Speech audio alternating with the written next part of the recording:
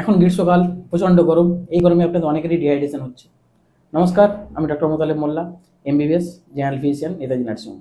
আজ আমি ডিহাইড্রেশন নিয়ে কিছু কথা বলবো। ডিহাইড্রেশন প্রথমত বুঝতে হবে ডিহাইড্রেশন মানে কি। ডিহাইড্রেশন মানে হচ্ছে শরীরে জল কমে যাওয়া। ডিহাইড্রেশন কী কী কারণে হতে পারে?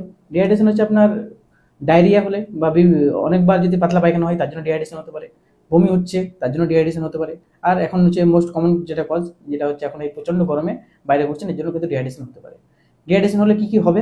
ডিহাইড্রেশন হলে আপনার প্রচুর পেপাসা পাবে, মুখ শুকিয়ে যাবে, পেচ্ছাপ অল্প হবে বা পেচ্ছাপের কালার হচ্ছে গাঢ় হতে পারে পেচ্ছাপ।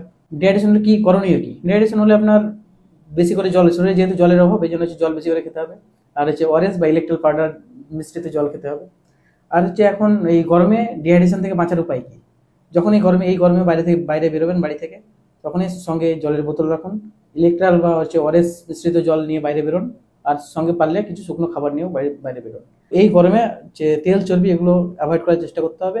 আর হচ্ছে শাকসবজি এগুলো খেতে হবে। আর যদি বেশি কিছু সমস্যা হয় অবশ্যই আপনি নিকটবর্তী হাসপাতালে যোগাযোগ করুন বা কোনো ডক্টরের পরামর্শ নিন। আপনারা সবাই ভালো থাকুন, সুস্থ থাকুন। ধন্যবাদ।